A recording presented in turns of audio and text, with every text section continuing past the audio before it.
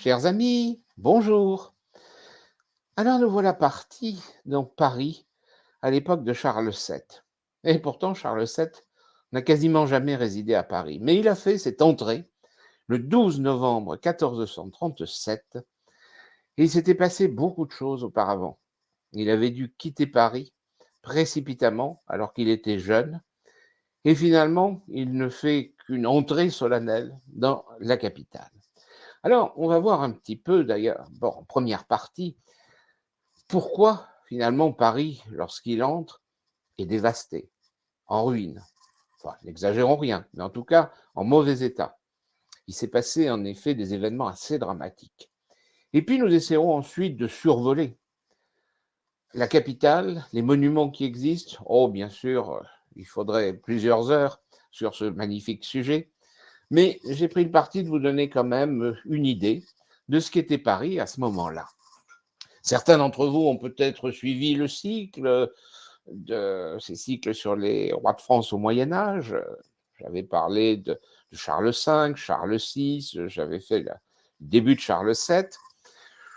Pour d'autres, eh bien, on change de sujet, ceux qui suivaient Napoléon III, par exemple. Et pour d'autres encore, eh bien, ça sera une découverte. Et j'espère d'ailleurs vous retrouver la semaine prochaine, mardi prochain. Je commence ce cycle justement sur les rois entre Moyen Âge et Renaissance, Charles VII, Louis XI et les successeurs, Charles VIII, Louis XII, François Ier jusqu'à Henri II. Donc un beau programme.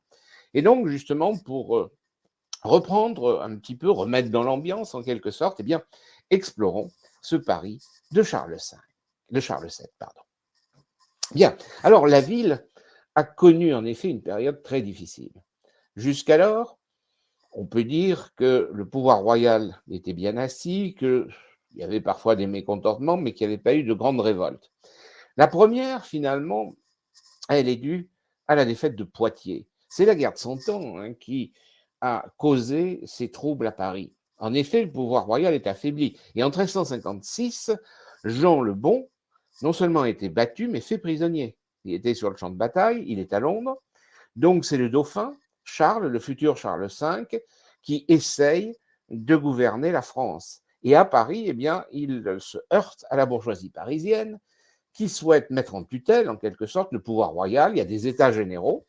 Et c'est là où on voit intervenir le fameux Étienne Marcel. On va donc avoir des événements dramatiques dans le palais de la Cité. Les maréchaux, deux maréchaux de Charles V, sont assassinés le 22 février 1358.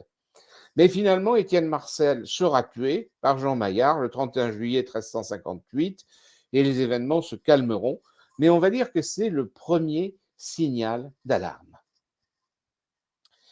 Alors Charles V va redresser la situation. Du coup, il va fortifier Paris sur la rive droite. Il fait une nouvelle enceinte, d'abord pour étendre la ville, puis aussi pour la sécuriser, surtout qu'on est toujours en guerre avec les Anglais, même si les succès de Charles V ont mis la France, pour l'instant, à l'abri.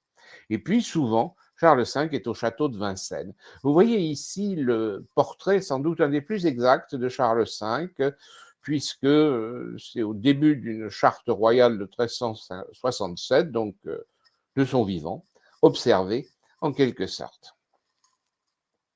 Alors, à la mort de Charles V, pardon, ils s'appellent tous Charles. Donc, à la mort de Charles V en 1380, c'est son fils, Charles VI, qui lui succède. Le problème, c'est qu'il est mineur et on va avoir ses fameux oncles, les frères de Charles V. Il y a aussi d'ailleurs des oncles maternels, mais eux ne posent pas de problème. Mais les trois oncles de Charles V, d'abord, ont des rivalités personnelles.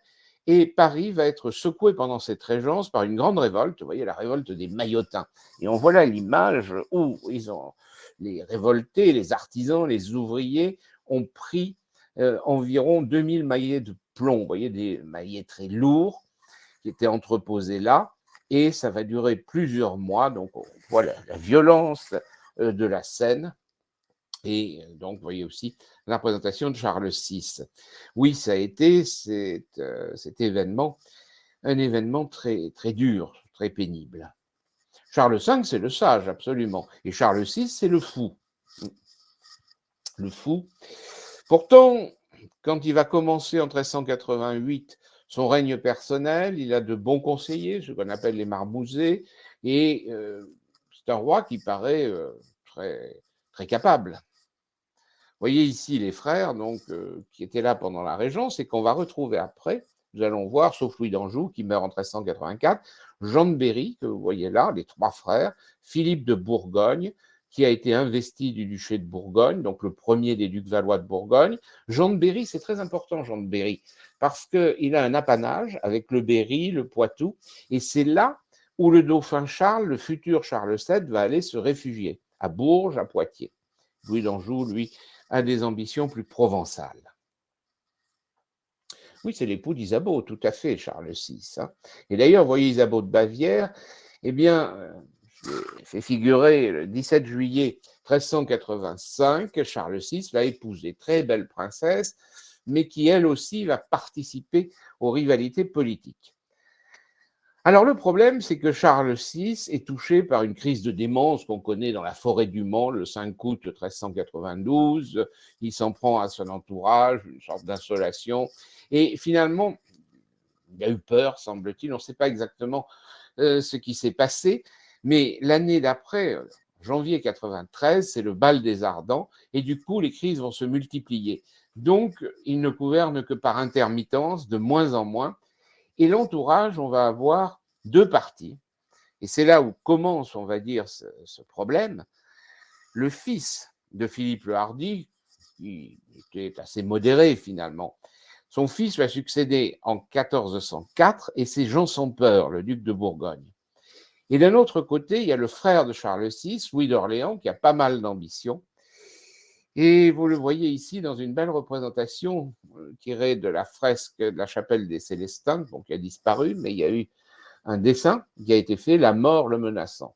Et la mort va venir de Jean sans peur. Alors en effet, c'est à partir de là que l'on va plonger dans la guerre civile entre Armagnac et Bourguignon. Ça paraît compliqué, mais finalement, je vais essayer de vous le résumer et on va comprendre que pendant cette période, eh bien, Paris est véritablement à feu et à sang. Au fond, ce qui va mettre le feu aux poudres, si je puis dire, c'est l'assassinat de Louis d'Orléans en 1407, vous voyez. Et c'est des hommes missionnés par Jean sans peur. On est pas très loin de l'hôtel Saint-Paul. Une vingtaine, qui était la résidence royale, on va y revenir, une vingtaine d'hommes, donc l'agresse, lui tend un guet-apens et le tue. Et là commence une véritable vendetta. Hein. C'est le 23 novembre 1407, l'assassinat de Louis d'Orléans, le frère de Charles VI. Et le fils, Charles d'Orléans, va d'ailleurs, à son tour, reprendre le flambeau, si je puis dire. Mais c'est surtout le beau-père, comme on va le voir. Alors, Jean sans peur, eh bien, à la suite, on va dire, de l'assassinat, eh bien, à cette fameuse tour, j'y reviendrai, la tour Jean sans peur, c'était l'hôtel de Bourgogne où il résidait, qui était un hôtel qui avait été acheté d'ailleurs par les ducs de Bourgogne, et il va faire là une tour avec ce magnifique escalier en vis recouvert d'un plafond végétal absolument extraordinaire. Il faut vraiment aller voir la tour Jean sans peur. J'ai fait d'ailleurs un cycle de visite là il n'y a pas longtemps, mais je crois qu'on va refaire la tour Jean sans peur, Vincennes, Cluny aussi, le musée de Cluny qui réouvre. Mais vraiment, c'est un monument à découvrir. Et vous voyez la tour elle-même, c'est donc presque un habitat de sûreté, parce que la résidence, c'est à côté, c'est l'hôtel de Bourgogne. Et en plus, il est contigu à un morceau de l'enceinte de Philippe Auguste, je vais revenir au problème des enceintes, qui permet en quelque sorte de s'enfuir par l'enceinte. C'est-à-dire que c'est presque deux chambres sécurisées, fortes, qui sont en haut de la tour, qui sont d'ailleurs pas résidentielles, mais qui sont de sûreté. Donc effectivement, Jean sans peur avait peur des représailles qui sont arrivées d'ailleurs. Et on a donc une révolte en 1413. Jean sans peur doit s'enfuir en Bourgogne et c'est la révolte de ceux qu'on a appelés les cabochiens. Simon le Coutelier, on l'appelait caboche, et là aussi, c'est, je dirais, des massacres qui sont d'ailleurs bien explicités par cette illustration d'un manuscrit de la Bibliothèque nationale. Ce qui est bien d'ailleurs à partir du XVe siècle, c'est qu'on a beaucoup plus de représentations. et après, évidemment, elles vont se multipliant. Alors du coup, c'est le parti d'Orléans qui prend le pouvoir, c'est ceux qu'on va appeler les Armagnacs. On a donc eu les Bourguignons et les Armagnacs. Pourquoi les Armagnacs? À cause du connétable d'Armagnac que vous voyez ici. Connétable d'Armagnac, il était le gendre du duc de Berry et il avait marié sa fille, qui s'appelait Bonne, à Charles d'Orléans, le fils de Louis d'Orléans. Il est donc le beau-père de Charles d'Orléans et il reprend la cause des Orléans. Et donc, en plus, il est connétable de France, gouverneur général des finances, capitaine des places fortes. Il multiplie les fonctions, les honneurs. Et en 1415, à ce moment-là, intervient la très cuisante défaite d'Azincourt. Vous voyez ici à gauche, Henri V d'Angleterre, et les troupes françaises s'embourbent, la fine fleur de la chevalerie française s'embourbe et est tué. C'est véritablement un désastre. Mais bon, ça n'impacte pas Paris, mais ça impacte quand même le pouvoir de Bernard d'Armagnac.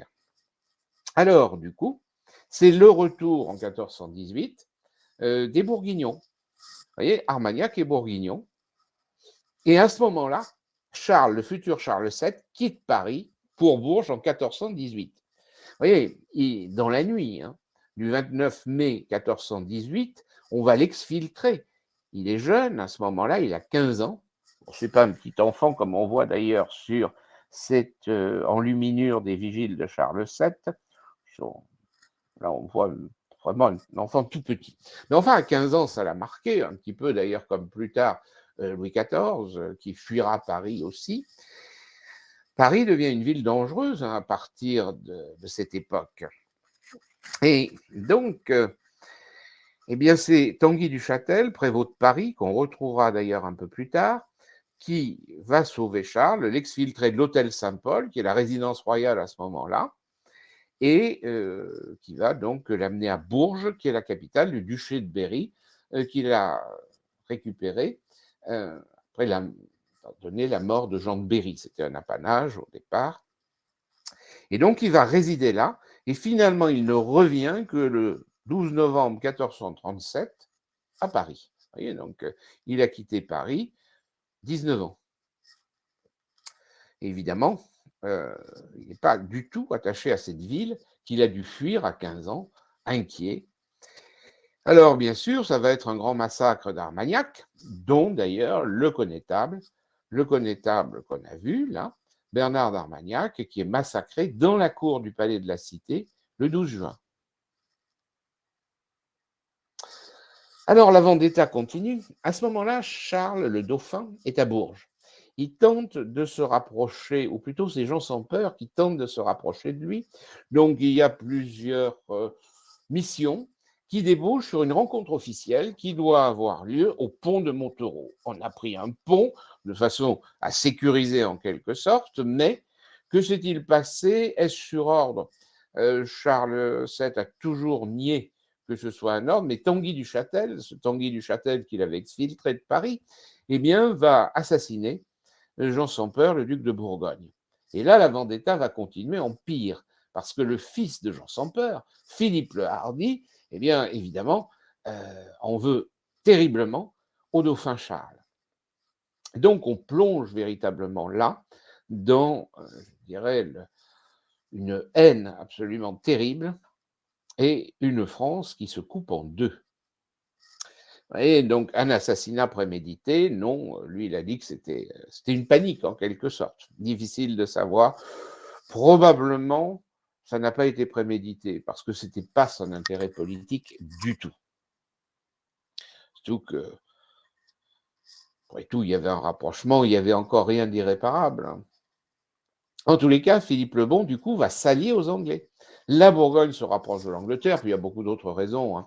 La Bourgogne regarde aussi vers l'Angleterre parce que ce n'est pas que la Bourgogne. Les ducs de Bourgogne, les ducs valois, par le mariage qu'avait fait Philippe le Hardi, le premier des Valois, avec Marguerite de Flandre, et ensuite une série d'acquisitions et de mariages, avaient constitué une principauté qui avait non seulement la Bourgogne, mais aussi la Flandre. La Flandre, c'est une des régions les plus riches d'Europe, et son commerce a besoin, en particulier ses draps, des laines anglaises. Il y a donc des échanges commerciaux très importants. Donc du coup, Philippe le Bon se rapproche d'Henri V d'Angleterre et aussi Isabeau de Bavière pour éliminer le dauphin Charles de la succession. Et donc, c'est le traité de Troyes en 1420 qui va, en quelque sorte, matérialiser cette rupture. Et en effet, donc le 21 mai 1420, donc Charles VI est en pleine crise, donc c'est Isabeau de Bavière qui confirme la destitution de son propre fils, dont d'ailleurs la légitimité de la naissance est mise en cause. Hein.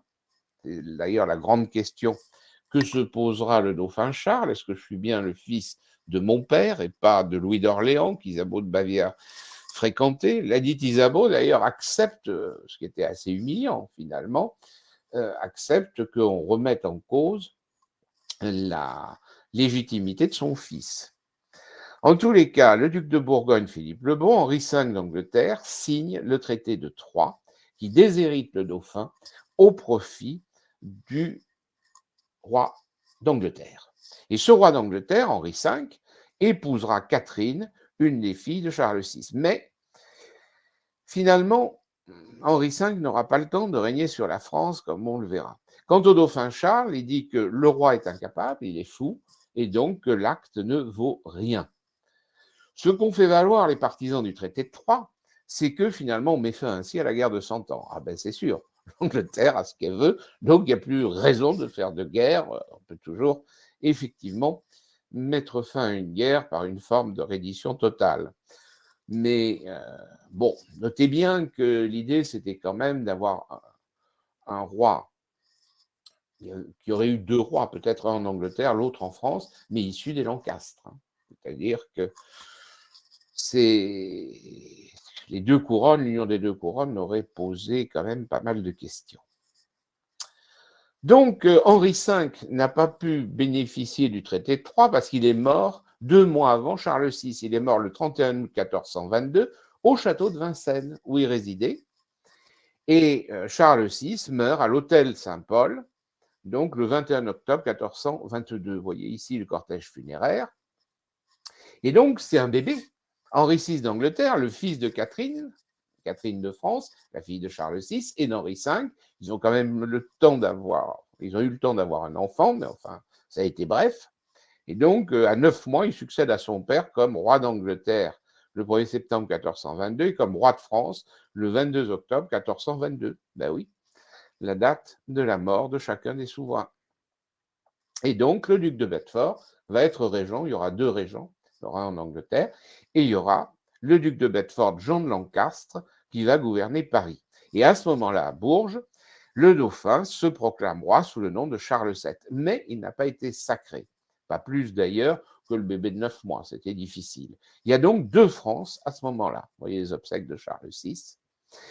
Charles VII est isolé, d'autant plus que l'année suivante, au traité d'Amiens, on a une véritable triple alliance entre le duc de Bedford, le régent, Jean de Lancastre donc, et Philippe le Bon, duc de Bourgogne, et Jean V de Bretagne, la Bretagne qui avait toujours posé problème.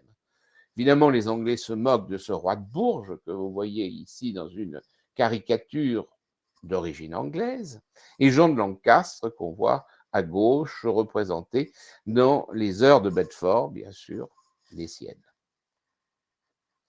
Alors, rappelons que d'abord, dans les années 1422-29, la situation se fige un peu. Il y a surtout quelques défaites de Charles VII, mais sans qu'il y ait des avancées décisives des Anglais. Ça a duré quand même 7 ans. Et c'est l'intervention de Jeanne d'Arc. Alors ça, j'en ai abondamment parlé, puis on la connaît, je ne reviens pas dessus, mais en rencontrant le roi, eh bien, elle va sans doute lui révéler un secret sur sa naissance, sur la légitimité de sa naissance. Toujours est-il que le roi, qui l'a fait examiner par des docteurs à Poitiers, l'université, le roi donc décide de lui confier une troupe et on va donc assister à ce moment-là à des succès, en particulier à Orléans. Et donc cette intervention, eh bien, vous voyez ici d'ailleurs peut-être la seule représentation du vivant de Jeanne d'Arc, l'huissier du Parlement la dessine le jour de la délivrance d'Orléans. C'est vraiment des portraits les plus fidèles, en tout cas, fidèles, je ne sais pas, remarquez, c'est un peu sommaire, mais en tout cas fait sur le vif, comme on dit. Et la France en 1429, voilà à quoi ça ressemble. C'est-à-dire que vous avez quand même le royaume de Bourges, on va l'appeler royaume de Bourges, celui de Charles VII, c'est très vaste. Et puis vous avez au nord la Bretagne, la domination anglaise sur la Normandie, l'occupation anglaise du duc de Bedford. Et on voit que Paris est à la limite d'ailleurs, puisque à côté, c'est déjà l'occupation bourguignonne et les États de Bourgogne. Les États de Bourgogne sont en vert foncé. Les possessions anglaises sont en violet foncé. Il y a aussi la Guyenne.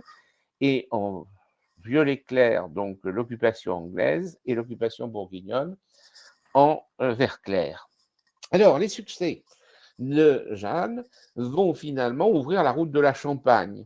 Troyes, Châlons-en-Champagne, Reims vont se soumettre et c'est ce qui va permettre le sacre de Reims, 17 juillet 1429. C'est fondamental parce que ça va, on va dire, donner en quelque sorte la légitimité.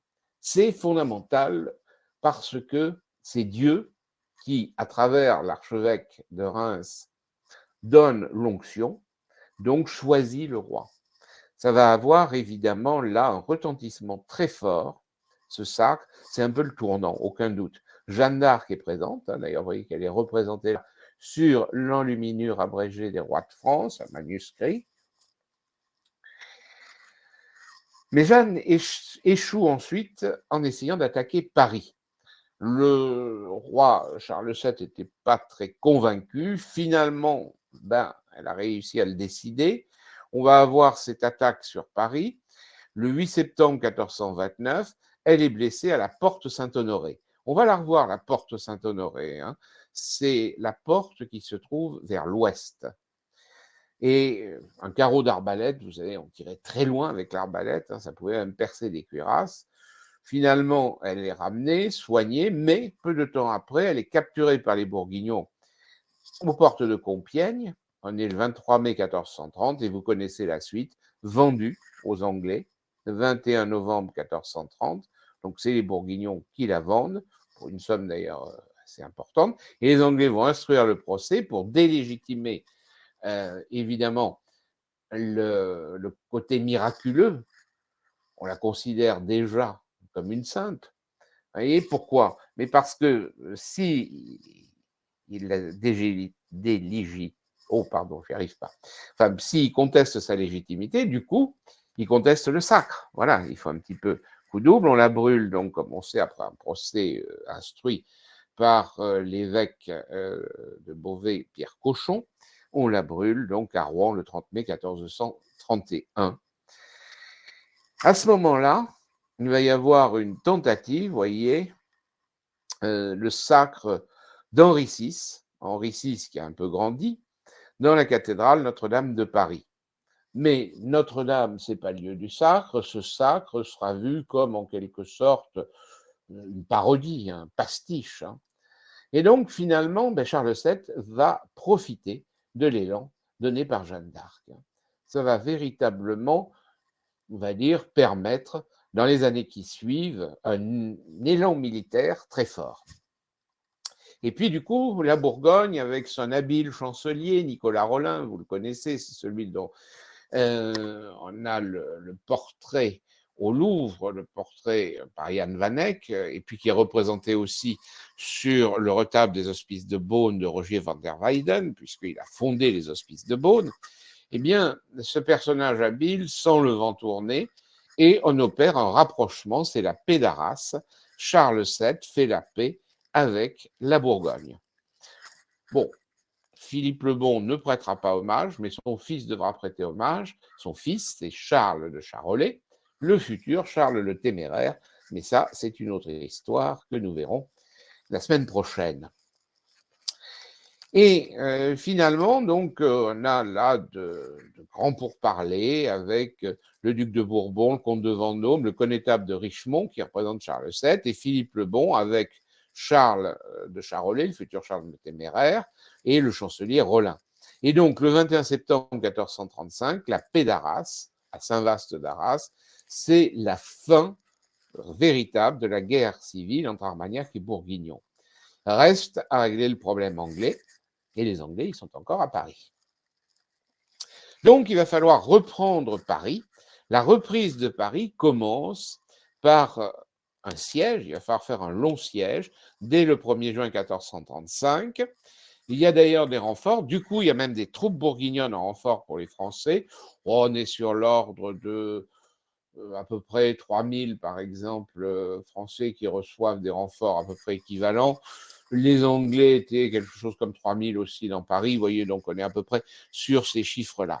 Et alors, à Saint-Denis, le 6 avril 1436, les Français battent les Anglais. Donc, premier succès, vous voyez, la prise de Saint-Denis. Paris est encerclé par les forces royales. Bon, évidemment, il y a tout le problème du ravitaillement. Là aussi, Paris s'appauvrit véritablement. Déjà, il y a beaucoup de maisons qui sont en ruine à la suite des guerres, Armagnac et Bourguignon. Le prix du blé quadruple en 2 mois, mais il y a encore la bourgeoisie parisienne qui joue un rôle. Et Charles VII a bien compris que pour prendre la ville, il faut promettre une amnistie générale. Ce qu'il a fait secrètement à la bourgeoisie parisienne, qui lâche les Anglais. Au départ, la bourgeoisie était du côté anglais, véritablement. Et pour différentes raisons, mais l'affaiblissement du pouvoir royal, entre autres, et du côté bourguignon. Et donc, on va avoir une opération bien montée par les messagers, les agents secrets, qui, entre les troupes royales et les bourgeois de Paris, arrivent à passer. Donc, les sièges sont jamais complets. Et finalement, les bourgeois provoquent une émeute à la porte Saint-Denis. Bon, à la porte Saint-Denis, eh bien, c'est fait exprès pour mobiliser toutes les troupes anglaises qui vont aller sur la porte Saint-Denis, surtout qu'on ne peut pas circuler dans Paris. Donc, quand ils vont s'apercevoir qu'il n'y a rien à la porte Saint-Denis, ils n'ont pas un boulevard périphérique pour aller rejoindre l'endroit où les troupes royales attaquent, c'est-à-dire à la porte Saint-Jacques, qui n'était pas bien défendue. Donc, finalement, les troupes françaises emportent, les troupes royales emportent donc la porte et ensuite accèdent aux Halles, à Notre-Dame. Les Anglais se réfugient à la Bastille et puis vont finir par se rendre. Donc le 17 avril 1436, Paris est tombé. Et vous voyez ici la porte Saint-Jacques par laquelle les troupes de Charles VII sont arrivées. Eh bien, nous voilà donc au tournant. La garnison anglaise est autorisée à s'en aller. La foule va les huer. D'ailleurs, la foule n'avait pas manqué, quand les troupes se déplaçaient, que les Français entraient, de jeter des fenêtres, et ça se faisait très souvent, tout ce qui tombait sous la main, des meubles, etc. Vous savez, quand on prend un coffre sur la tête, ça calme. C'est amusant de voir que pratiquement jusqu'au grand boulevard percé par le baron Haussmann, les petites ruelles tortueuses, il y a des exemples encore dans les insurrections au XIXe siècle, où on envoie par la fenêtre toutes sortes d'objets pour s'en prendre aux troupes en bas. Donc vous voyez, ces Anglais chassés de Paris, reddition honorable, on faisait ça à l'époque, le pardon du roi, et c'est là qu'intervient la joyeuse entrée, comme on dit, le 12 novembre 1437, donc dans une ville assez ruinée. Eh bien, Charles VII donc, va redécouvrir cette ville. Que pense-t-il à ce moment-là? Difficile de savoir. On va faire, vous voyez, 2 entrées de représentation, pardon, j'ai celle-ci, ici, qui est d'ailleurs un petit peu plus tardive, et celle-là. Les rues sont ornées. Dans les théâtres à ciel ouvert, on joue les mystères, des spectacles tirés des Écritures, et le combat des 7 péchés capitaux contre les 7 vertus, 3 vertus théologales, 4 vertus cardinales. C'est dans le cérémonial français, qui est une compilation des cérémonies, qu'on a la description de l'entrée de Charles VII. Et je ne résiste pas au plaisir de vous en lire un extrait. Après le prévôt des marchands et des échevins, suivaient des personnages représentant les 7 péchés mortels et les 7 vertus, foi, espérance, charité, justice, prudence, force et tempérance, montés à cheval, habillés selon leur propriété. Le roi ayant passé la porte Saint-Denis vint au ponceau, où d'un artifice était une fontaine et sur icelle un pot couvert d'une fleur de lys. laquelle du haut de ses 3 feuilles jetait vin et eau en abondance. Dans cette fontaine se promenaient 2 dauphins. Je sais pas trop comment, mais peut-être pas dans le vin quand même. Dessus cette fontaine était une terrasse sur laquelle on voyait l'image de Saint Jean-Baptiste montrant l'Agnus Dei, tout entouré d'un chœur de musiciens habillés en forme d'anges chantant en toute mélodie. C'est quand même de sacrées faces. D'ailleurs, on notera qu'il n'a pas fait son entrée tout de suite, hein. Est-ce qu'il a hésité? Difficile à dire, mais en tout cas, il a fallu préparer tout ça, puisque entre la reddition de Paris et l'entrée, on a donc plusieurs mois. La description continue. Devant la Trinité était un grand théâtre sur lequel étaient représentés les mystères de la Passion, et Judas faisait sa trahison. Ces personnages ne parlaient pas, mais représentaient ces mystères par gestes seulement. Devant les Saints-Sépulcres était un autre théâtre où furent représentées la résurrection du Sauveur du monde et son apparition à la Magdeleine. À la porte de Sainte-Catherine, derrière Sainte-Opportune, était un autre théâtre où était le Saint-Esprit descendant sur les apôtres et disciples. Devant le Châtelet était un grand rocher terrasse, couvert d'un bocage et bâtisse agréable, pâturage, où étaient les pastureaux avec leurs brebis, recevant les nouvelles par l'ange de la nativité de notre Rédempteur et chantant Gloria in excelsis Deo. Et au-dessus l'arcade du dit rocher était un lit de justice où étaient assises la loi de grâce, la loi écrite et celle de nature. Des allégories, hein. Et plus loin était représenté le paradis, le purgatoire et l'enfer. Et au milieu, l'archange Saint-Michel, pesant dans une balance les âmes des trépassés. Voilà, donc effectivement, cérémonie assez grandiose. Et puis, on ne manque pas finalement d'évoquer les vertus contre les vices, le jugement, etc. Toutes sortes d'éléments qui, quelque part, sont un petit peu une allusion discrète, on va dire, ceux qui avaient trahi, par exemple, comme Judas, donc, sans qu'il y ait de représailles, mais enfin, on marque en quelque sorte là le coup. Et à ce moment-là, Charles VII s'en repart et va résider à Bourges.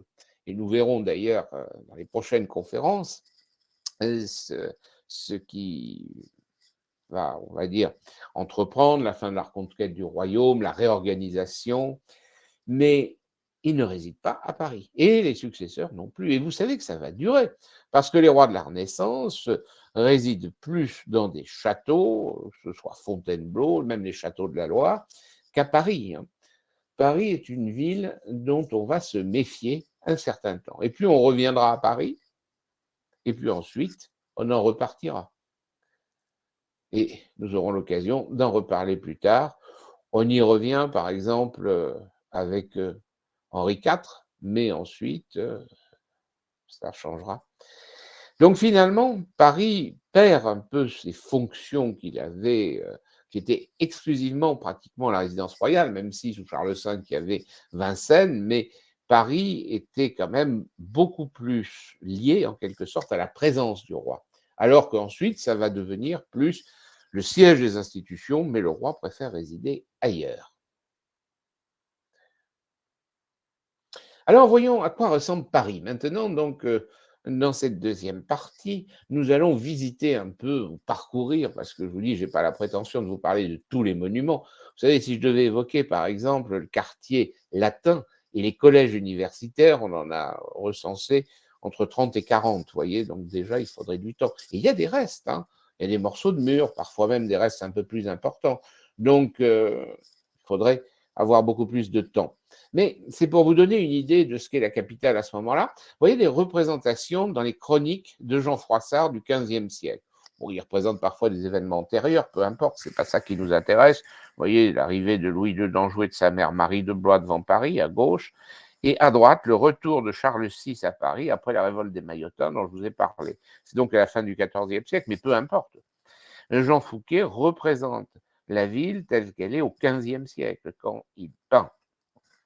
Et vous voyez donc là, toujours des tours sur la représentation de droite, c'est plus difficile. On voit une porte simplement qui cache un peu Paris. À gauche, par contre, on reconnaît très bien Notre-Dame, mais même aussi plus à gauche, la grande tour du Temple. Et on peut identifier la plupart de ces édifices, on va en voir quelques-uns. Et ici, vous voyez l'entrée d'Isabeau de Bavière à Paris. Et donc, on voit des éléments de Paris au loin. Et puis à droite, dans ces grandes chroniques de France, de Jean illuminées par Jean Fouquet, celle à gauche, c'est Jean Chartier, donc toujours au XVe siècle, hein. Vous voyez, là, c'est vers 1555-60. Dagobert réfugié à Saint-Denis, et on a un panorama sur la ville, et on voit bien d'ailleurs là la façade de Notre-Dame, hein, qui se dresse, mais on a aussi le Louvre sur la droite, la tour de Nesle tout à fait à droite, un peu isolée. On les reconnaît ici. Alors voilà, ici, c'est la représentation de la façade de Notre-Dame que vous voyez là. C'est pris évidemment donc à l'ouest, hein, on est bien à l'ouest de l'île de la Cité, et c'est Jean Fouquet, encore une fois, vous voyez la dextre de Dieu chassant les démons. On voit les démons ou l'Esprit Saint peut-être qui descend du ciel et qui chasse les démons.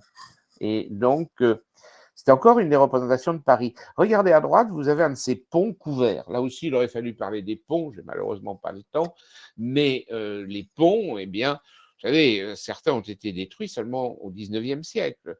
Hubert Robert, par exemple, montre la destruction du pont au Change, hein. Donc, il y avait les ponts qui reliaient la cité à la ville, et puis d'autres ponts. Donc, on avait toute une série de ponts parisiens. Voyez ici Sainte-Geneviève en prière sur les tours de Notre-Dame. Donc c'est le maître de Dunois, c'est un livre d'heures vers 1440, donc tout à fait à l'époque qui nous intéresse, et on voit bien l'île de la Cité.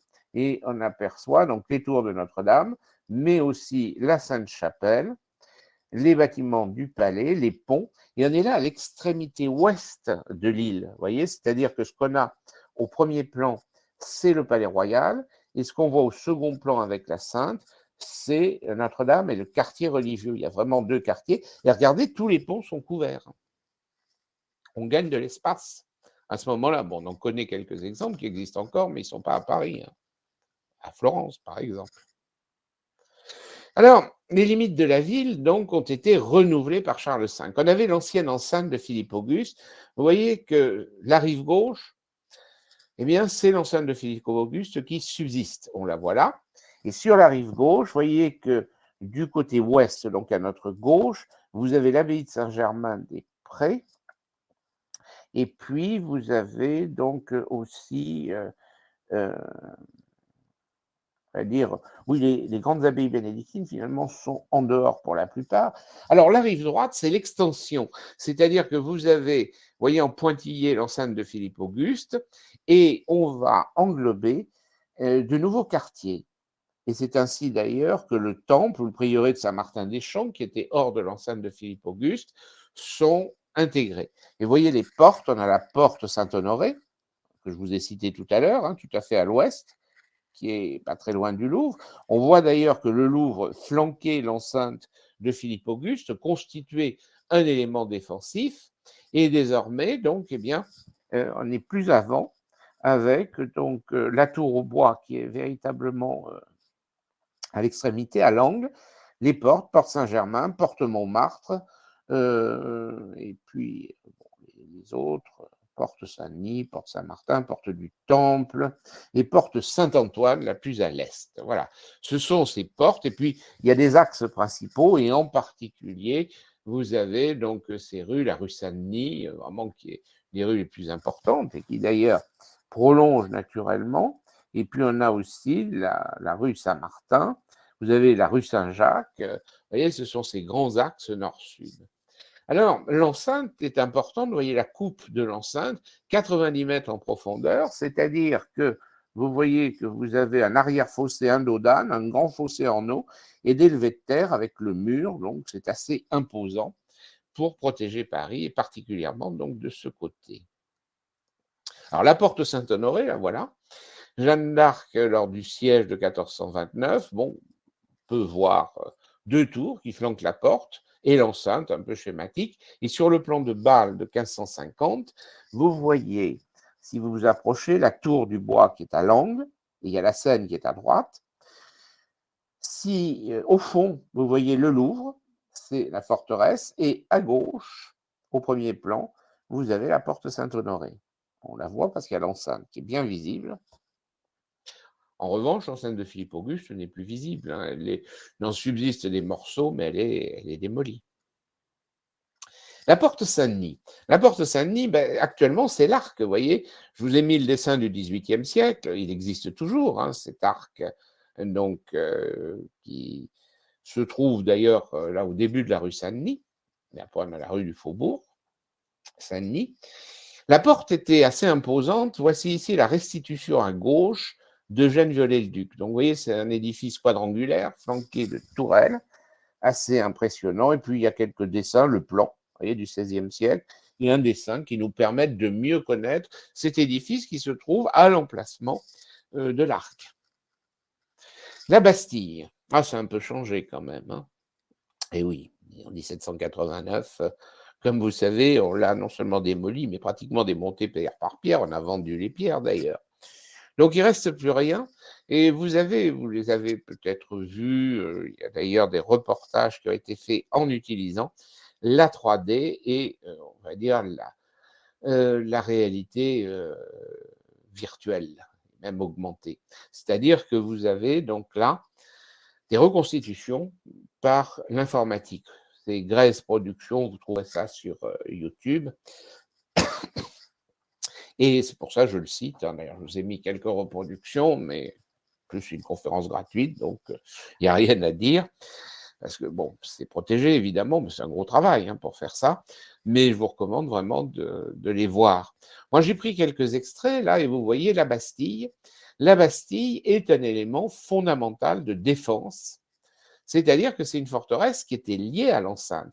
Et vous voyez d'ailleurs qu'à gauche, on a une entrée par la Bastille. Ce n'était pas très pratique, mais elle passait au milieu de la Bastille, ce qui fait que ça en faisait une entrée extrêmement forte, de sorte que vous avez l'entrée à côté, alors voilà la Bastille, hein, eh bien à la porte Saint-Antoine, c'est l'entrée Saint-Antoine finalement, mais donc en 1370, Charles V a lancé ce chantier qui ne verra pas achevé. Il y a sans doute la participation du maître des œuvres de Charles V, Raymond du Temple, et c'est un ensemble très compact, très nouveau, trapu, un corps de bâtiment sur une cour intérieure qui est flanqué, vous voyez, de tours. On a donc là, sur les grands côtés, 4 tours. Et on voit d'ailleurs isolé avec pont-levis, donc très très important, hein. Donc on l'appelait le château Saint-Antoine, Chastel Saint-Antoine, et il protégeait le quartier Saint-Paul. Et le quartier Saint-Paul est très important puisqu'on a la résidence royale, la nouvelle résidence, l'hôtel Saint-Paul, qu'on va voir tout à l'heure. Alors voilà, ici, la porte Saint-Antoine, c'est bien fait, hein. Et il y a une chose assez exacte aussi, c'est que juste hors des limites, certes, vous avez des faubourgs, des villages plus exactement, mais surtout la végétation. Et les paysans cultivent pratiquement sous les murs de Paris. Paris est pourtant la plus grande ville d'Europe à ce moment-là, mais il n'empêche que il y a peut-être 50 000 habitants, hein. Donc c'est pas non plus une ville qui s'étend hors de ses murs, comme elle l'a fait, comme elle le fait encore ultérieurement. Alors voilà à peu près à quoi ça pouvait ressembler. On voit la porte qui est en avant, la porte Saint-Antoine, sur le flanc de la Bastille. Voici la porte du temple, reconstituée, hein, et on voit derrière le temple. On reconnaît la silhouette caractéristique de la tour du temple, qui était une tour très massive, flanquée de 4 tourelles. Vous voyez, on la voit juste à la droite de la porte. Ah oui, c'est vraiment intéressant, hein, ces représentations. Franchement, bon, après, évidemment, c'est fait le mieux possible, mais il y a une part quand même d'hypothèse, hein, c'est évident. Mais ça donne une idée, je crois, assez exacte. C'est pour ça que je vous les ai mises. Alors, arrêtons-nous maintenant dans la cité. On a parlé des fortifications. La cité, c'est le centre du pouvoir depuis très longtemps, puisque finalement, vous savez que dans l'Antiquité tardive, déjà, lorsque le premier empereur romain était passé à Paris, Julien l'Apostat, il avait résidé dans la forteresse, le castrum, à 2 reprises, qui se trouvait dans la cité. Et par la suite, la cité devient véritablement le centre du pouvoir. D'ailleurs, Paris s'est replié dans la cité à ce moment-là. Paris qui s'était développé d'abord à l'époque romaine sur la rive gauche. là où on a justement l'ancien forum vers la rue Soufflot, les thermes, dont les thermes de Cluny sont un très bon exemple, hein, intégrés à l'hôtel de Cluny au Musée national du Moyen-Âge. Alors, la cité, c'est deux parties. C'est la partie orientale, qui est la partie des religieux, donc l'évêque, les chanoines, et la partie occidentale, qui est la partie du pouvoir, avec le palais royal. Et vous voyez d'ailleurs les deux parties. À gauche, cette représentation un petit peu postérieure vers 1500, mais qui nous montre la façade de Notre-Dame, et à l'arrière-plan, la chapelle Saint-Thomas de l'Hôtel-Dieu. Et tout à fait au fond, c'est la rive gauche avec le clocher de l'abbaye de Sainte-Geneviève, dont je vous reparlerai. Et à droite, vous avez l'île de la Cité. Et d'ailleurs, les fortifications étaient baignées par la Seine, hein. Bon, je ne sais pas après s'il y avait des signes, mais peut-être, hein. Vous voyez, en tout cas, il y en a un de représenté.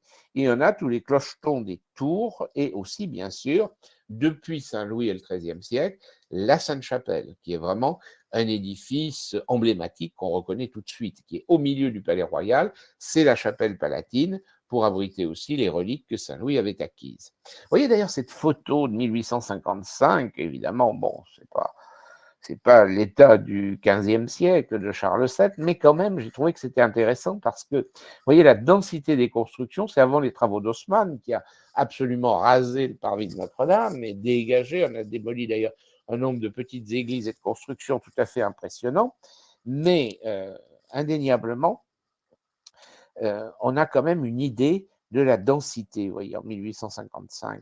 Vous voyez là, donc les ponts et les deux parties sur le plan. Alors, on connaît cette célèbre représentation le mois de juin. Le mois de juin, c'est les très riches heures du duc de Berry.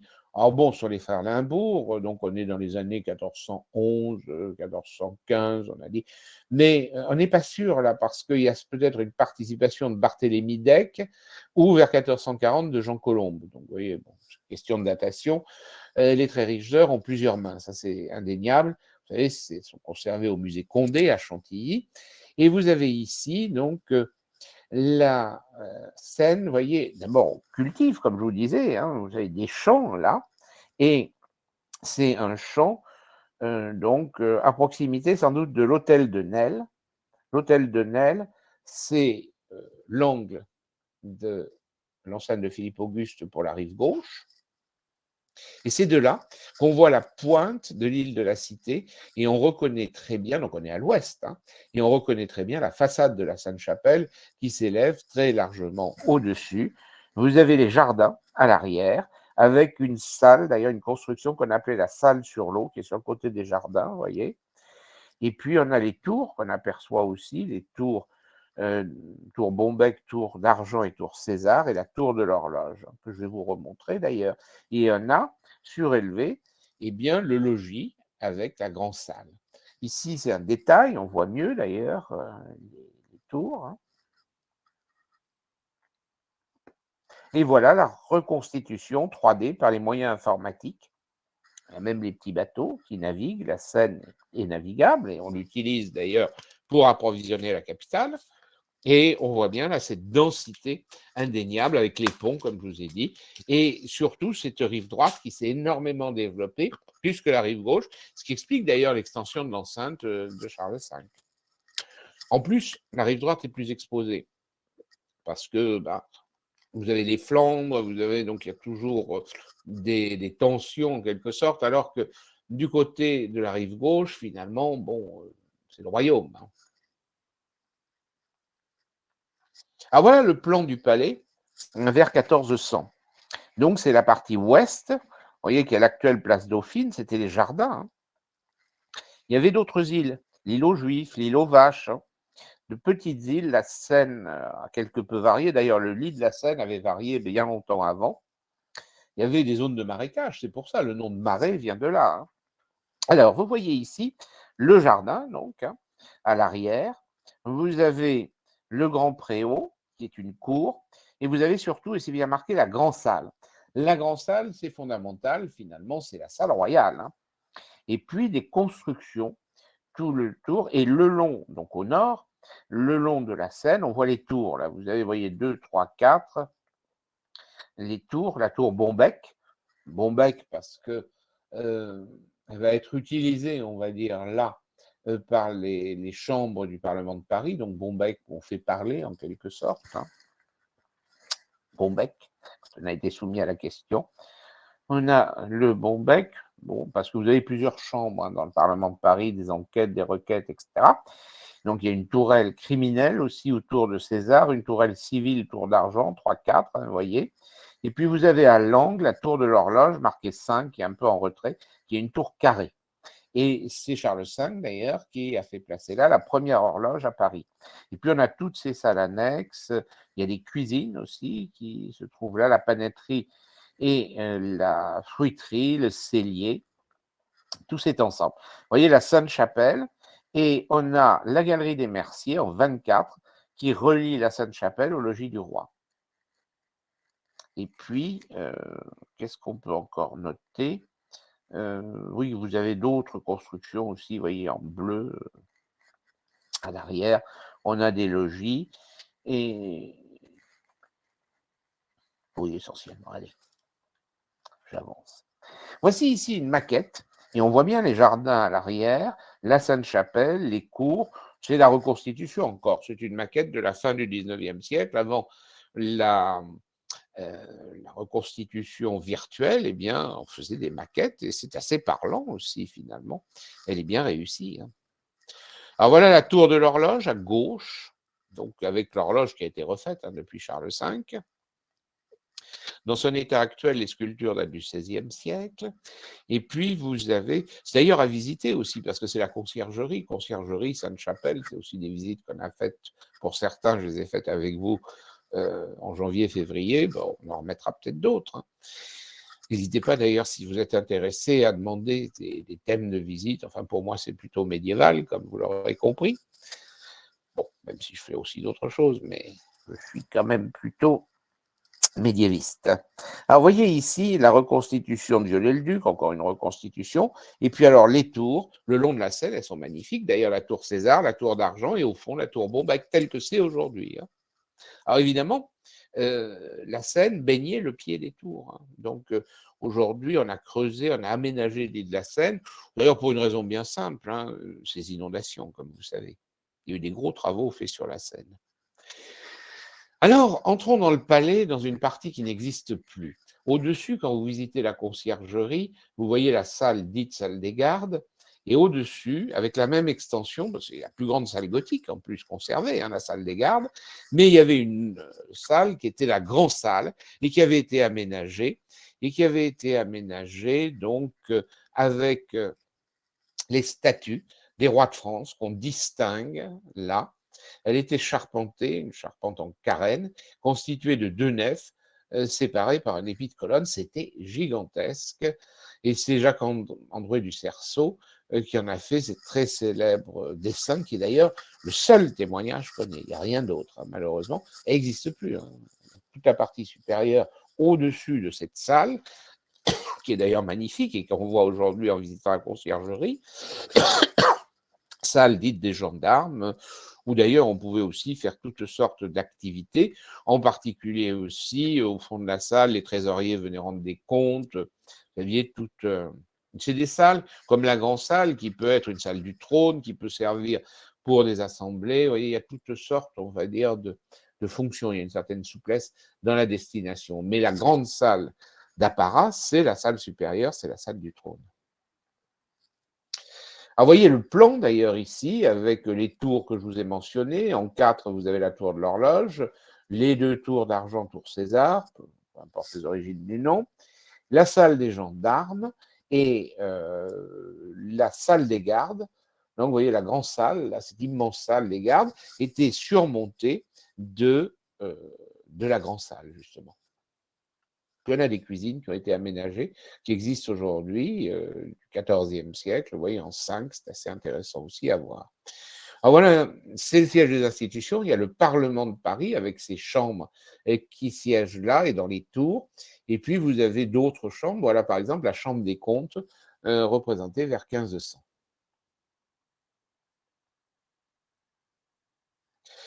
La Sainte-Chapelle, au milieu, c'est la chapelle palatine, c'est la chapelle reliquaire, desservie par un collège de chanoines, qui a d'ailleurs ses bâtiments aussi à l'intérieur. Vous voyez là les deux chapelles superposées, c'est-à-dire qu'il y a une chapelle haute, et le roi avait accès direct, ça n'existe plus aujourd'hui, à l'étage par la galerie Mercière, que vous avez vu sur le plan. Et au niveau inférieur, à droite, c'est la chapelle basse pour les desservants du palais. La circulation entre les deux se fait par deux petites tourelles d'angle, donc elle est assez malaisée, ce qui fait que c'est une circulation, on va dire, utilitaire, mais on ne circule pas lors des cérémonies d'apparat ou autres entre les deux, clairement. Hein. Il faut redécouvrir d'ailleurs la Sainte-Chapelle, vous savez qu'elle a été restaurée, les vitraux, là j'y étais en janvier, il y avait une lumière, même au mois de janvier, qui était extraordinaire, c'est magnifique. Alors, la partie orientale, c'est la partie de l'évêque, des chanoines, de la cathédrale, bien sûr, mais aussi de l'hôtel-Dieu. Vous savez que l'hôtel-Dieu, il y a encore un hôtel-Dieu aujourd'hui. Malheureusement, l'hôtel-Dieu médiéval a disparu. Il y avait d'ailleurs plusieurs hospices de pèlerins, mais l'hôtel-Dieu, c'est le plus ancien, car depuis l'Antiquité tardive, chaque cathédrale devait avoir ce qu'on appelait un xénodokium, c'est-à-dire un lieu d'accueil des pèlerins, des gens de passage, etc. Alors voilà, ici, dans la restitution, ils ont même mis des couleurs sur la façade. Vous voyez, les sculptures étaient peintes, les éléments décorés. On ne peignait pas tout, mais on donnait du relief. C'est, je crois, effectivement, l'hypothèse qu'on a aujourd'hui. On s'aperçoit qu'il y a des traces de peinture où il y a des sculptures. Et donc, ça pouvait donner quelque chose comme ça. Donc voilà. Et à droite, regardez, à droite de la cathédrale, donc au sud, vous avez le palais épiscopal qui a été détruit. On avait une reconstitution, enfin une restitution. À gauche, on avait une petite église qu'on ne voit plus tellement, là, qui était Saint-Jean. Enfin, si, on la voit d'ailleurs. Saint-Jean, qui était surnommé Saint-Jean-le-Rond, il n'est pas d'ailleurs là, mais qui était l'ancien baptistère. Et sur la gauche, du côté nord, c'est le quartier des Chanoines. Vous voyez ici une autre vue restituée, assez impressionnante d'ailleurs, là. Les parvis étaient par le fait tout petits. Il y avait d'autres églises. Alors voilà le plan. Donc, vous voyez ce qu'on appelle le cloître Notre-Dame, c'est l'enclos des chanoines, qui était d'ailleurs fermé. Il y avait des murs et des portes, avec donc un ensemble étendu. Il y a la rue Chanoinesse d'ailleurs, vous voyez, qui passe à l'intérieur, la cathédrale, et de l'autre côté, limité tout en longueur à cause du terrain finalement, parce que vu l'implantation de la cathédrale, pour l'évêque, il restait, on va dire là, une bande de terrain limitée par la Seine. Et donc, on voit bien le palais épiscopal qui est ici et derrière les jardins de l'évêque. Et puis, on avait donc l'Hôtel-Dieu, qu'on voit sur la gauche, et puis toute une série d'églises qui ont disparu. Donc, on a Saint-Pierre-aux-Bœufs, vous voyez, au milieu, Saint-Landry au nord, Saint-Christophe, et on voit l'Hôtel-Dieu. Donc, en réalité, d'ailleurs, il y a l'Hôtel-Dieu actuel, mais il y avait aussi un Hôtel-Dieu. Donc, l'Hôtel-Dieu actuel, c'est celui qui est en violet, en haut à gauche. Hein, et il y en avait un autre. Donc, vous voyez, très, très dense. Hein. Et voilà l'ancien palais épiscopal au début du 19e siècle. Il se trouve qu'il a été mis à sac et abîmé donc en 1831. Donc finalement, tout a disparu. Hein. Et à droite, c'est une maison canoniale qui a été détruite au début du XXe siècle, rue Chanoinesse, et on voit qu'elle comportait une tour, qui avait d'ailleurs été appelée tour de Dagobert. Le rôle des chanoines, c'est d'assister l'évêque, bien sûr. Ce sont des prêtres qui élisaient l'évêque hein, à partir du XIe siècle, lors de la réforme grégorienne. Qu'est-ce que c'est qu'un chanoine? C'est un prêtre qui pratique une vie communautaire. Ça date de l'époque carolingienne. Hein. L'évêque de Metz, Saint-Croix-de-Langue, avait organisé ses prêtres qui l'entouraient avec une règle qui n'est pas la règle bénédictine, parce que la règle bénédictine, pauvreté, obéissance, en plus clôture, ça ne convenait pas aux prêtres. C'est une règle beaucoup plus souple qui est la règle de Saint-Augustin. Donc la règle des chanoines, c'est ce qu'on appelle la règle de Saint-Augustin, parce qu'il se trouve que Saint-Augustin avait organisé une communauté de prêtres à Hippone, dans l'Antiquité tardive. Et donc, les chanoines, ensuite, on aura des chanoines qui vivent en communauté sans évêque, c'est des chanoines réguliers avec des collégiales, et les chanoines des cathédrales vont habiter dans des maisons, donc vont laisser la vie communautaire, et on les appellera chanoines séculiers. Ils élisent l'évêque, ils participent à l'entretien de la cathédrale, et ils sont fort riches, ma foi, puisqu'ils ont des revenus sur les biens fonciers du chapitre. Ils touchent ce que l'on appelle, et ça nous fait tous rêver, des prébendes, c'est-à-dire sans avoir à faire quoi que ce soit, ils ont un revenu. Et en plus, quand ils assistent aux offices, eh bien, on leur donne des jetons de présence, parce que sinon ils n'y vont pas, et ce qui fait qu'avec les jetons de présence, ils ont des revenus supplémentaires. En plus, ils sont conseillers du roi, c'est des personnages très importants, surtout qu'à l'époque, on élit l'évêque parmi les chanoines. L'évêque étant un personnage très important, les chanoines aussi, bien sûr, ils choisissent l'un des leurs. Bon, j'arrête là sur les chanoines. Il y a quelqu'un qui m'a posé la question des chanoines, mais bon, je trouve que je connais très bien la question, que j'ai pas mal travaillé là-dessus dans ma vie de chercheur, mais donc je m'arrête là. Sinon, on y sera encore à ce soir. D'ailleurs, le temps passe.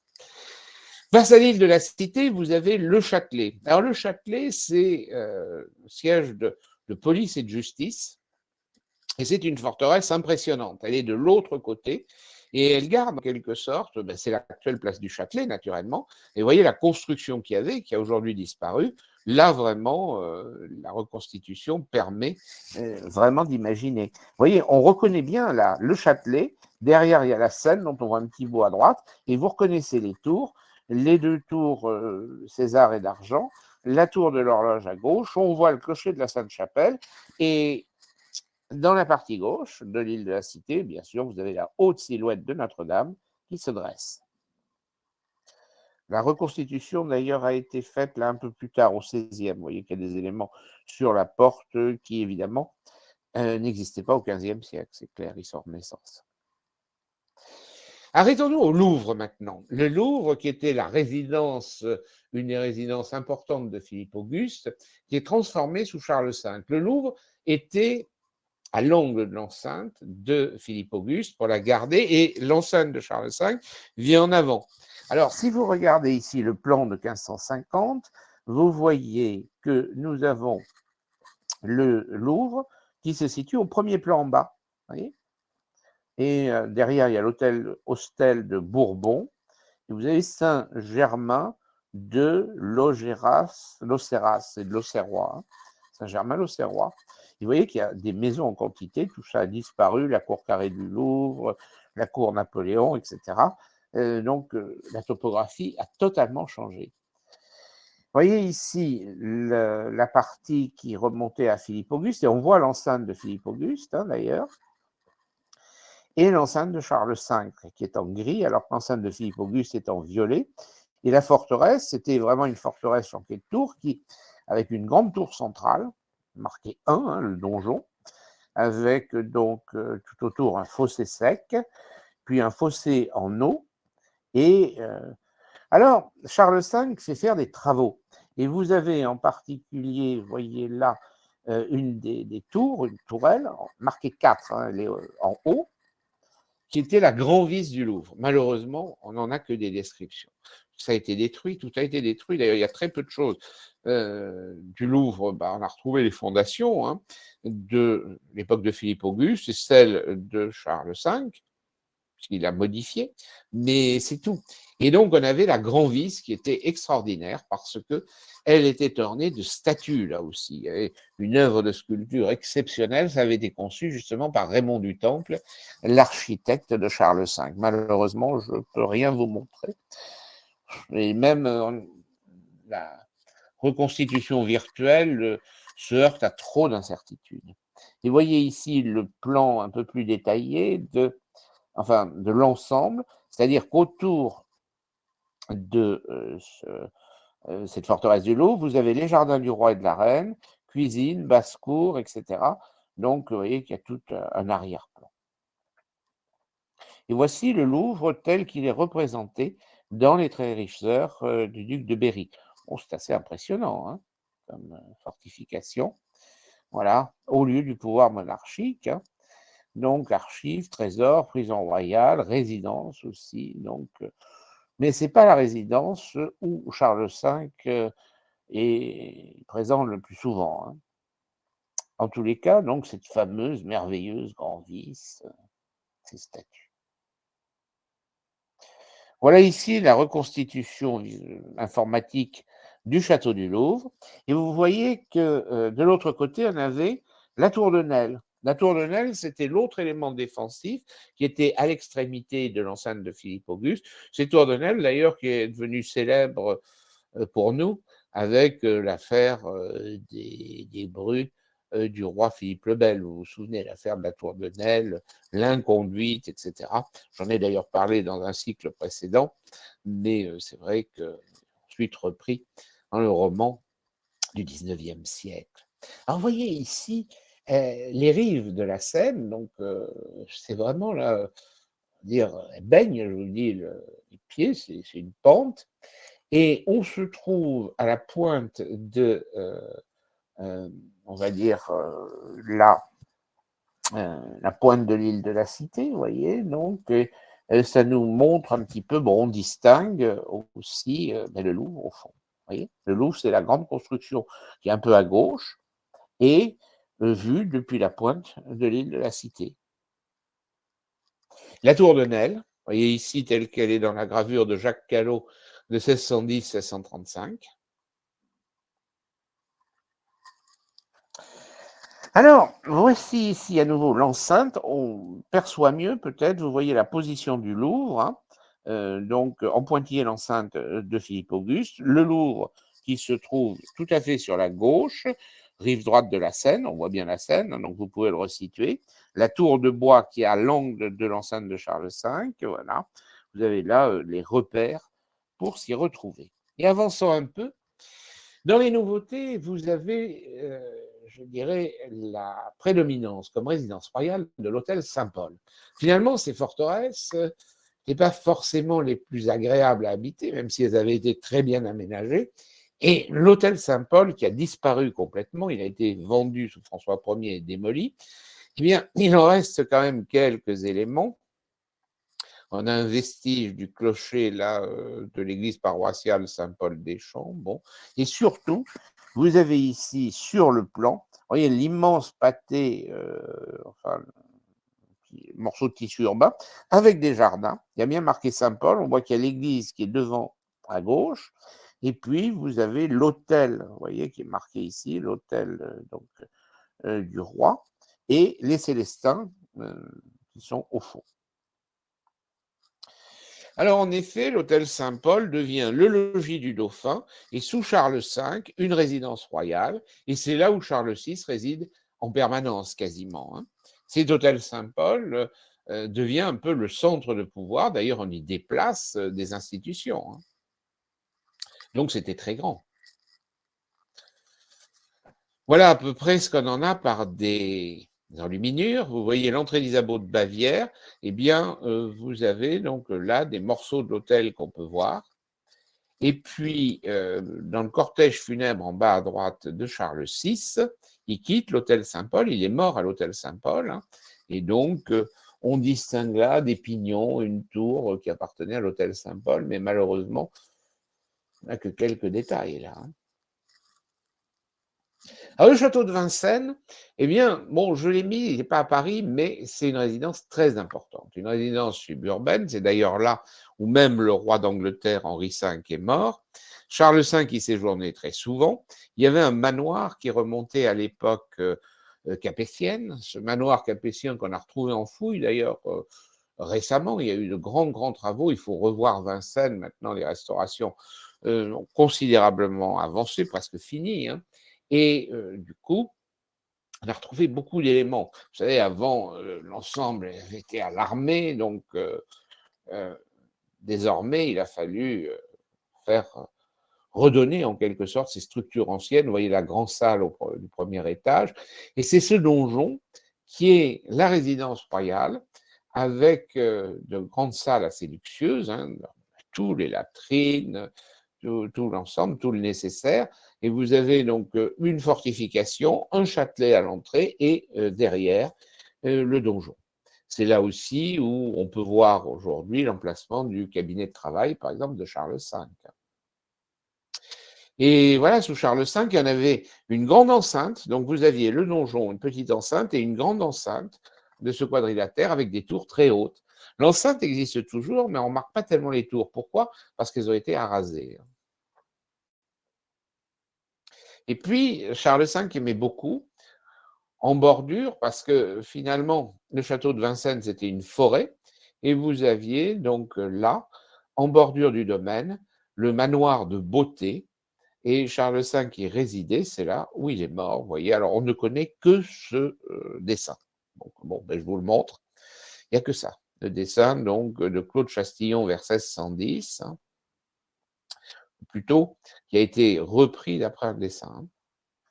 Alors, il y a beaucoup de résidences princières à Paris. Il va falloir que je termine. Donc, juste pour. On ne va pas les voir toutes. Hein, non, bien sûr, il y en a beaucoup, beaucoup, vous voyez là. Et ces résidences princières donc, sont en jaune dans les hôtels. Et effectivement, soit les abbés, les évêques ont des hôtels pour être représentés auprès du roi ou des personnages importants. Bien sûr, j'ai cité l'hôtel de Bourgogne avec la tour Jean sans peur. Et voyez là les petites salles hautes, les deux salles hautes de la tour, donc des salles de sûreté en quelque sorte.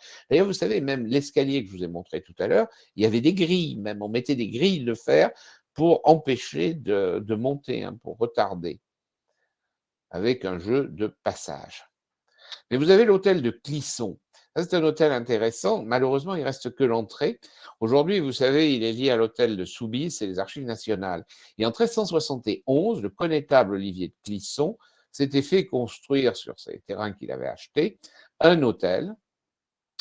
Et cet hôtel, eh bien, il est passé aux Anglais en 1420 et il a été ensuite confisqué et devenu la résidence de Thomas de Lancastre, le duc de Clarence, puis du duc de Bedford, hein, qui résidait là. Mais je vous dis, on a juste cette partie-là. L'hôtel des archevêques de Sens, alors, il n'est pas de l'époque de Charles VII, il est de la fin du XVe, autour des années 1500. Il est d'ailleurs bien gothique, hein, le gothique se prolonge jusqu'au XVIe siècle, on verra ça plus tard, et il remplaçait un hôtel antérieur qui avait été construit à l'époque de Charles V. Et là, on a un luxe, c'est Tristan de Salazar, l'archevêque de Sens, qui va faire un édifice d'un luxe absolument extraordinaire. Il existe toujours, ça aussi, c'est étonnant. Hein. Bon, il nous faut dire encore quelques mots sur la vie religieuse. Alors, vous voyez ici la carte des paroisses, hein, ça c'est compliqué. Et avec les paroisses, vous avez les cimetières. Donc, les cimetières sont dans la ville.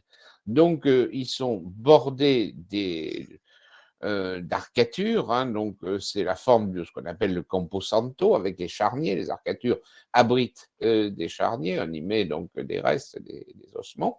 Et puis, on a évidemment une aire centrale. Vous en avez un très beau aujourd'hui à Perpignan, par exemple. Hein. Mais il en subsiste un à Paris. Regardez, c'est celui de Saint-Séverin. Bon, c'est un morceau simplement.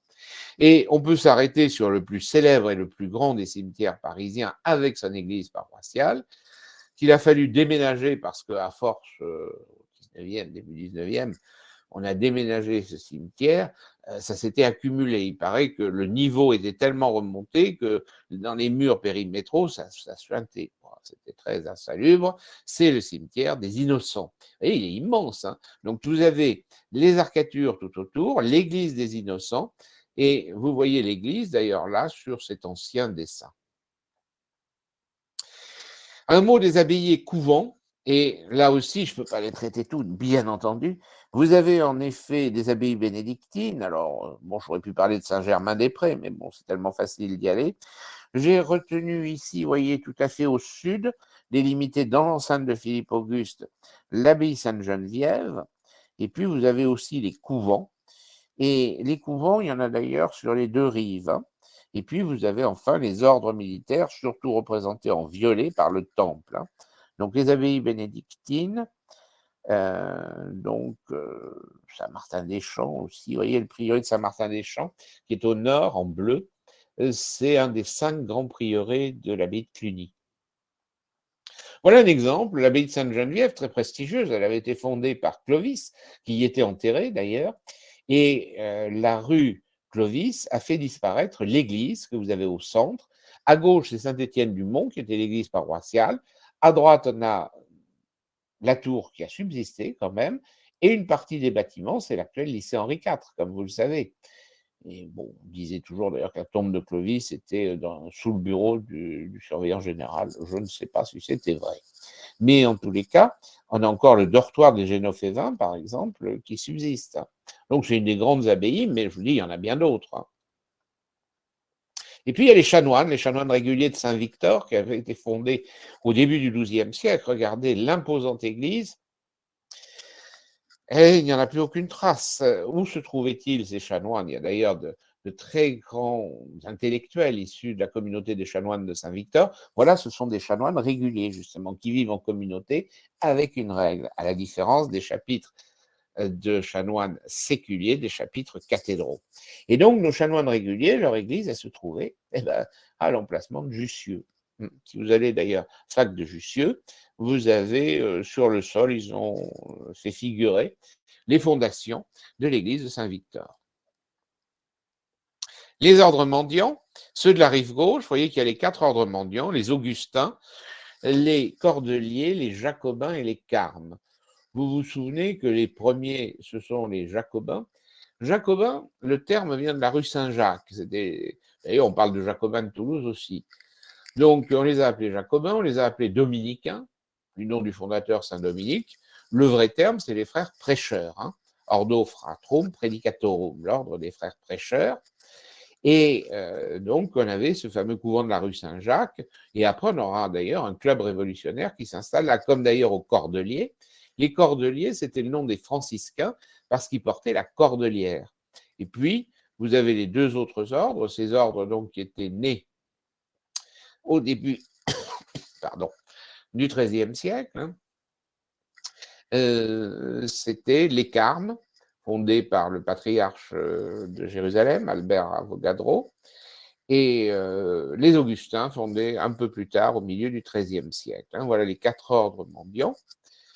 Bon, on peut voir par exemple le cloître des Cordeliers, qui n'existe plus, vous voyez, dans une gravure du XVIIIe siècle. Et enfin, on terminera par le temple. Le temple de Paris, vous voyez la célèbre tour, il a servi de prison. Vous savez que les Templiers s'étaient installés là, évidemment, après la fondation de l'ordre du Temple, hein, qui est remonté à donc en 118.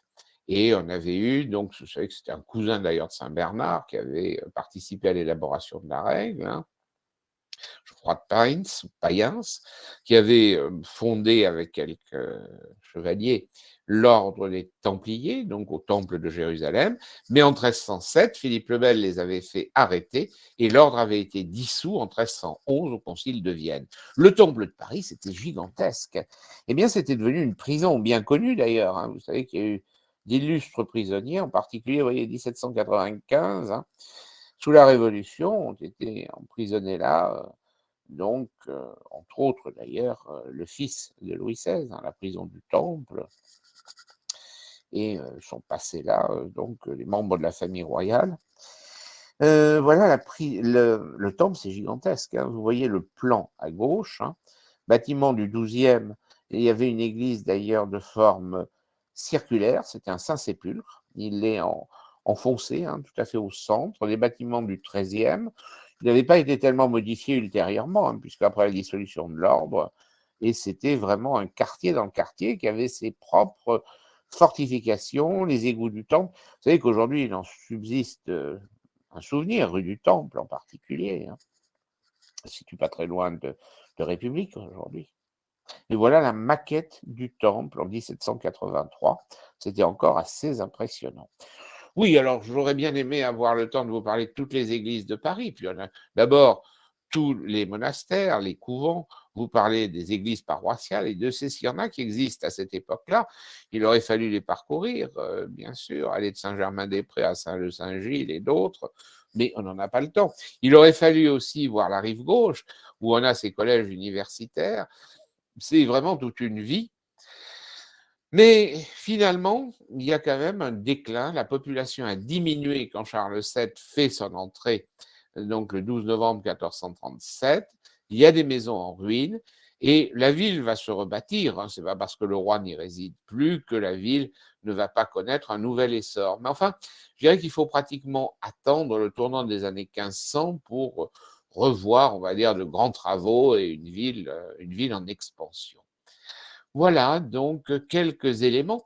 Alors, je vous donne rendez-vous, si vous voulez bien, la semaine prochaine, parce que à partir du 10 mai, on a ce cycle qui permettra en quelque sorte là de développer, de vous parler de cette histoire passionnante, avec donc les différents règnes entre Moyen Âge et Renaissance. Et d'ailleurs, le Moyen Âge ne s'est pas arrêté brutalement. La Renaissance commence déjà sous Charles VII, mais se prolonge aussi le Moyen Âge sous François Ier. On a encore d'ailleurs des constructions gothiques flamboyantes, vous voyez.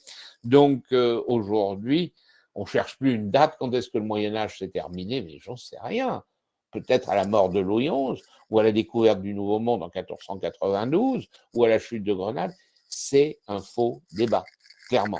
Mais justement, ce qu'on va voir, c'est cette France qui se modernise lorsque, par exemple, Charles VII prend la pragmatique sanction de Bourges et qui rend le clergé, on va dire, il le place sous sa tutelle, il en fait une église nationale. Ça, c'est un tournant fondamental. Hein, et ça se trouve quand même bien avant la Renaissance. Hein. On est donc à Bourges, justement, cette pragmatique sanction dans les années 1438. Voilà un exemple. Hein. Donc voilà, c'est tout cet univers qu'on découvrira. Donc il y a 5 conférences, le mardi et le vendredi à 17h, le 10 mai, le 13 mai, 17, 20 et 24 mai. De toute façon, si vous ne pouvez pas les écouter, eh bien, à partir du moment où vous êtes inscrit, vous pouvez les écouter en replay. Donc, de toute façon, vous ne ratez rien. Et puis, si vous pouvez être là, c'est bien mieux parce que c'est l'occasion de se retrouver. Voilà, eh bien, il me reste à vous présenter les dernières activités en vous remerciant de votre attention. Puis bon, comme je vous disais, j'espère vraiment vous retrouver bientôt. Ah oui, voilà, c'est voyage. Donc, eh bien, effectivement, j'ai une journée à Senlis et Saint-Denis le 25 mai qui part et une journée à Chartres le 3 juin. Et puis un petit circuit, Metz, Trèves, Cologne, Aix-la-Chapelle, donc autour de la fin de l'Empire romain, par exemple à Trèves, la ville d'origine de Constantin, l'Empire carolingien, le berceau, Metz, Aix-la-Chapelle, la réalisation de Charlemagne, et puis bien sûr l'Empire romain germanique à Cologne, c'est pour ça que je l'ai appelé poussière d'empire, ça peut paraître un peu bizarre, mais finalement, c'est les restes d'empire qui n'existent plus. Voilà, donc j'espère avoir le plaisir de vous retrouver très bientôt. Ah oui, j'oubliais, voilà, ça vous, je l'ai cité, Charles VII, relèvement de la France après la guerre de Cent Ans, donc je le prendrai effectivement à ce moment-là. Donc voilà, le 10 mai. Le 12 mai, Laurent Abry vous parlera de la Grèce, hein, d'Athènes aux Cyclades, grand dépaysement. Et puis les promenades culturelles continuent avec le 5 mai, les passages couverts du 10e et du 2e arrondissement, hein, d'Égyptomanie. Et puis, n'oubliez pas d'ailleurs que sur Facebook, vous avez des petits posts hein, pour vous présenter ces activités. Donc, n'hésitez pas à suivre le Facebook d'Intermed. Vous regardez. Et puis, la Défense aussi, une petite présentation avec Frédéric Drone le 12 mai. Donc, n'hésitez pas à vous reporter au Facebook d'Intermed, à l'Instagram. Vous avez aussi sur Instagram d'Intermed et vous aurez des belles photos, vous aurez des textes intéressants, j'espère. J'en fais aussi. Et puis, vous avez aussi, bien sûr, mes activités sur mon site soulard.paris que j'ai déjà eu l'occasion de vous mentionner. Donc, vous avez par synthèse, voyage, conférence avec tous les liens pour aboutir sur Intermed. Voilà.